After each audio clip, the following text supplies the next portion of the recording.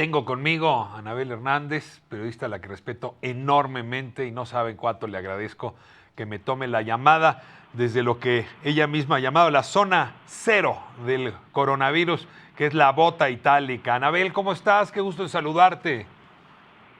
¿Qué tal, Ricardo? Buenas tardes a ti y al auditorio. Bueno, más que la zona cero es la zona roja, porque si pensamos que la zona cero es la zona de China, Italia es el segundo país del mundo donde más casos se han registrado de este virus coronavirus, y estoy justamente aquí en Italia. Anabel, estamos desde México tratando de ver cuáles han sido los aciertos y cuáles los errores que otras naciones han cometido frente al coronavirus, porque tenemos la ventaja, si me permites decirlo así, de estar en la cola del ataque de la epidemia.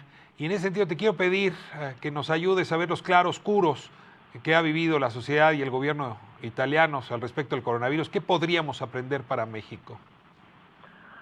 Bueno, yo quisiera hablar desde mi experiencia como periodista y de la experiencia que he vivido aquí en Italia, porque creo que más allá de las medidas que ha tomado el gobierno de Italia, que será importante que platiquemos, es más cómo actúa uno como ciudadano ante este tipo de fenómenos. Yo, como te decía, me encuentro en Italia y he estado en Italia justo cuando empezaron a detonarse estos casos del coronavirus. Como el auditorio sabe, comenzaron en la región de Lombardía, que es la zona donde está Milán, por dar un ejemplo a la gente de que estamos hablando del norte de Italia, y es una de las zonas, si no es que la zona más bollante económicamente de este país. Es el motor que mueve la economía de toda Italia. Esta zona de Lombardía, de Véneto y de Emilia-Romagna, porque son las tres zonas del norte de Italia que han sido azotadas ferozmente por este virus. Cuando comenzaron a detectarse los primeros casos del coronavirus en Italia, que estamos hablando de principios de febrero de este año, realmente quienes estábamos en otras zonas de Italia parecía un tema absolutamente lejano. Uno hacía aquí su vida de manera cotidiana, ¿no? Mientras el gobierno, los gobiernos locales y el gobierno de Italia comenzaba a tomar medidas extremas en estas regiones, y mientras el problema es que la lejanía, incluso aquí estando dentro de la propia Italia, la lejanía de estas regiones hacen sentir a un ciudadano como: esto no me va a pasar a mí, esto está pasando allá, qué lástima, es muy triste, pero esto no me va a pasar a mí. Yo todavía recuerdo cómo tengo una amiga muy querida que vive en Milán, y yo le empecé a hacer algunos WhatsApps, algunos mensajes para saber ella y su familia, su marido, sus pequeños hijos cómo estaban, y me estaba diciendo que era una locura. Me mandó algunas fotografías, por ejemplo, de supermercados totalmente vaciados por la población que no sabía cómo reaccionar ante este evento de que el gobierno estaba cerrando partes de la vida cotidiana de estas regiones y la gente tenía miedo del desabasto.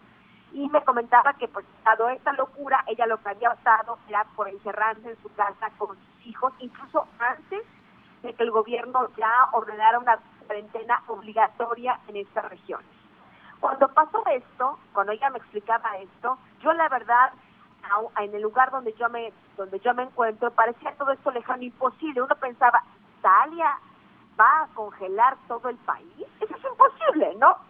Estamos hablando de un país que ha sobrevivido, que ya pasó 2 guerras mundiales, donde el toque de queda es una cosa muy seria en naciones como de Europa, y donde uno pensaría que este tipo de cosas no podrían existir.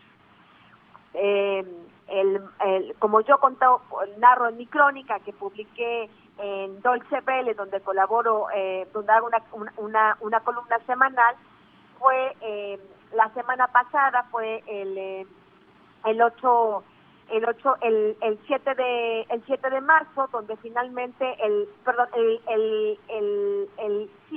7 de marzo, donde el gobierno decreta, el 8 de marzo, donde el presidente del Consejo de Ministros, Giuseppe Conte, decretó la cuarentena obligatoria en Lombardía y 14 provincias, y donde se declaró que 16 millones de personas quedaban bloqueadas de un día para otro en esa región. Cuando uno habla de 16 millones de personas bloqueadas por el riesgo que significaba la velocidad en que se propagaba el virus, yo inmediatamente pensaba, por ejemplo, en México, en ciudades como más de 20 millones que viven en la Ciudad de México y la zona metropolitana. Bueno, de eso estaríamos hablando, que fue lo que bloquearon en esta primera cuarentena obligatoria en Italia. Y después, apenas un par de días después, esta cuarentena se volvió nacional con el estupor de todos. Nadie podía creer que esto podía suceder. Estamos hablando de que el gobierno cerró escuelas, bibliotecas, museos, teatros, salas de concierto, iglesias, y después lo que hizo es cerrar establecimientos comerciales, parques, y prácticamente se ordenó una especie de toque de queda sanitario donde la gente, en primer lugar, ya no puede desplazarse dentro de Italia libremente de un lugar a otro, si no es por trabajo, o sea, obligatorio, realmente urgente, o por salud, o para ir a comprar víveres. Anabel, estoy hablando con Anabel Hernández, se encuentra en este momento en la zona roja, digamos, del coronavirus en Italia, haciendo un recuento de cómo se ha vivido estas semanas en la bota. Y déjame preguntarte una cosa, Anabel. Hay críticas que han, corrido de Europa hacia México a propósito de una prevención tardía o de una toma de decisiones tardía en Italia que estaría explicando pues el crecimiento de la pandemia en los volúmenes y números que hoy observamos. ¿Esa misma sensación se tiene entre las y los italianos? ¿Que se tardaron mucho en tomar medidas preventivas como las que estás narrando, entre el norte y el sur, entre las parches, como le llaman ahora, más contaminados, versus las zonas que todavía no recibían la contaminación? No, Ricardo. La crítica que hay aquí de los italianos para el gobierno no es que haya sido tardío, porque en realidad el gobierno italiano no es que haya reaccionado de manera tardía. Estas zonas donde se detectaron los primeros contagios fueron restringidas muy rápidamente. Estamos hablando que estas restricciones en Lombardía, en Véneto y Emilia-Romagna ocurrieron desde febrero. Empezaron a restringirse todas estas zonas. Después se fue ampliando y la restricción se hizo todavía más dura cuando se dieron cuenta que la gente no se lo tomaba en serio. Aquí lo grave es lo que está pasando en México. Yo te puedo decir que el último viaje que yo hice a México, de Italia a México, yo llegué a México estamos hablando del 16 de febrero. Aquí no había habido todavía vuelo, ni una... Hice una conexión y era Roma, Ciudad de México, el vuelo directo. Aquí no había habido todavía ningún contagio reportado. El primero es del 28 de febrero. No reportado, efectivamente. No es verdad. Fue Roma, Ámsterdam, Ciudad de México. Ese fue. Yo hice un vuelo de una ciudad a Roma, y de Roma hice mi conexión a Ámsterdam, y de Ámsterdam a Ciudad de México. Y en México nadie te revisó. En la Ciudad de México no había absolutamente ningún tipo de control. Y así como llegué yo, pues imagínate toda la demás gente que llegó de Italia, simplemente por llamarlo de algún modo, porque es verdad que muchos ciudadanos italianos, y por lo que yo he leído de las noticias en México, muchos de los mexicanos, o de los primeros que fueron contaminados, era por haber tenido contacto con gente que venía en Italia. Ahora, después yo regreso a Italia, el 21 yo aterricé en Italia el 21 de febrero, y ya cuando estaba yo desembarcando del avión, ya estaban tomando temperatura a todos los pasajeros que estábamos de regreso a Italia. Estamos hablando de que, como te decía, el gobierno italiano, al menos en las zonas más contaminadas, no reaccionó de manera tardía. Lo que es evidentemente tardío es lo que está haciendo el gobierno de México. A pesar de que estamos en la última... Estaba interesada yo en... Sí. Ahora, déjame insistirte con lo que decía yo hace un momento. La pregunta que nos hacemos nosotros es que nosotros estamos en los últimos vagones de la pandemia. Y sí ha habido una pregunta de si adelantamos etapas o no las adelantamos. Y eso trae muy nerviosa a la sociedad, que trae ganas de adelantarse a lo que el gobierno mismo está marcando. Y tú hace un momento hiciste una pregunta que me dejó sonando o retumbando en la cabeza. Decías que ha sido un aprendizaje ver cómo ha actuado la sociedad. Y aquí es donde te quiero hacer la última pregunta. ¿Qué ha hecho la sociedad, la responsabilidad casi individual de la comunidad, de la familia, que ha estado bien y que pues también de la ansiedad social ha provocado problemas que van más allá del coronavirus, Anabel? A ver, Ricardo, yo sí quiero ser muy responsable. Esto no, yo estaba en México y como cuando todos vivimos el H1N1. Esto no es el H1N1. Esto es un virus que colapsa de un modo muy rápido el sistema respiratorio.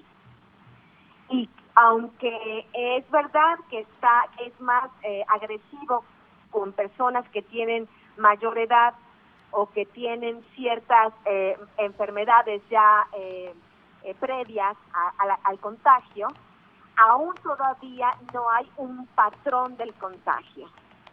Y por eso es tan impredecible lo que puede suceder. Entonces, el problema de aquí de Italia ha sido que la gente no ha tomado conciencia de la situación. Y debo decir que entre ellos yo misma, porque muchos pensábamos, no, esto es una influenza, esto es tantas personas que mueren de influenza en el mundo, nadie las contabiliza, esto es lo mismo, hay que tomarse un poco a la ligera, ¿no? Se puede ir al cine, se puede ir al restaurante, no pasa nada, y la verdad es que pese al bloqueo y a todas las medidas muy drásticas que ha tomado el gobierno italiano, estamos hablando que todavía no llegamos al pico de contagios, justamente por la falta de conciencia de las personas de tomar esto en serio. Estamos hablando que el día de hoy, las últimas cifras que da el gobierno italiano es de 31.566 personas contaminadas. En un día el número creció, estamos hablando de 3.526 casos más que el día de ayer. El número total de muertos es 2.503. Estamos hablando de 345 muertos en un día. Anabel, yo vengo de salir hoy a hacer sondeos en la calle y me paré en algunas estaciones de metro a preguntarle a la gente y regresé muy preocupado porque en efecto, al menos te diría en la Ciudad de México, la inmensa mayoría cree que aquí no va a pasar nada, que por nuestra constitución física, en efecto porque ya sobrevivimos otras epidemias, aquí no va a pasar nada. Si te entiendo bien, ese pensamiento mágico es la peor receta social para una pandemia como la que vivieron en Italia. Absolutamente. Me parece que, sobre todo porque aún se sabe muy poco del virus. Alguien comentaba, el día de hoy me decía, bueno, es que en Italia la gente, el rango de edad es de gente mayor, aquí en México somos más jóvenes, sí, solo que aquí en Italia no hay el 50% de población que vive en pobreza como en México. Claro. 10 millones de mexicanos que viven en extrema pobreza, estamos hablando de pobreza alimentaria, gente que probablemente está desnutrida, que vive en hacinamiento. Aquí en Italia eso no existe. Estos muertos, esta gente que está muriendo, no es la gente que vive en extrema pobreza. Aquí eso en realidad no existe. Aquí la gente que está muriendo es porque sus cuerpos son débiles, no porque no comen bien, no porque no tienen acceso a salud, porque además habría que decir que Italia tiene uno de los mejores sistemas de salud pública de toda Europa. Claro. Hay hospitales en todas partes que son gratuitos incluso para los ilegales o para los turistas o para quienes estamos de paso. Anabel, no es la situación en México. Hay una sola ventaja que tiene México y que tendríamos que aprovechar. Yo diría una sola, que sí podemos aprender del futuro. Es decir, lo que están viviendo ustedes es el futuro de lo que estamos viviendo nosotros. Y en ese sentido, testimonios como el tuyo, con el enfoque periodístico y con el rigor que te caracteriza, nos ayuda muchísimo, tanto desde la sociedad como desde el gobierno, para prevenir, para adelantarnos. Estamos a 4 semanas, según dicen los epidemiólogos, de llegar a una situación como la que tú estás narrando en Italia. Así es que no sabes cuánto te agradezco que vengas del futuro a contarnos qué es lo que está pasando y qué tendríamos que hacer aquí. Y si me permites, Anabel, que siempre yo sé que es un abuso, pero al mismo tiempo es un regalo para nuestra audiencia estarte molestando, y te agradezco muchísimo tu voz. Ojalá y pueda continuar en estos días aquí en La Octava para alertarnos sobre los temas que importan. Te mando un saludo muy afectuoso. Con gusto, Rafael. Y cuídate si me permites, mucho. Quisiera hacer un último comentario. Claro que sí, Anabel, el que me digas. Creo que es importante, y ese era el objetivo de esta colaboración que hice con Deutsche Welle. Creo que lo que está haciendo el gobierno, al menos de la Ciudad de México, de haber permitido este concierto masivo de Vive Latino apenas este sábado pasado, es un acto de una negligencia terrible. Y si el gobierno no es capaz en este momento de entender la gravedad por diferentes causas, incluso puede ser la económica, ¿no? Pienso que es a los ciudadanos a los que les toca tomar conciencia, y una conciencia racional. No se trata de caer en pánico, no se trata de hacer compras de pánico, porque eso no va a ayudar. Lo único que va a crear es desabasto. Me parece que lo que nos toca a los mexicanos, y en eso podemos decir somos muy buenos, es en ser solidarios entre nosotros. Y pensar que quien hace compras de pánico está y acumulando cosas que en el inmediato no lo va a consumir todo, está impidiendo que otras familias puedan tener también la oportunidad de protegerse. Y me parece que aquí tenemos la responsabilidad de protegernos unos a otros, independientemente de la lentitud del gobierno, que ya tendrá que rendir cuentas sobre esto. Te agradezco mucho la solidaridad que tú misma manifiestas trayendo tu trabajo periodístico a este espacio. Gracias, Anabel, y seguimos en contacto. Cuídate mucho, por Saludos, favor. gracias. Gracias. Nos vamos a corte, simplemente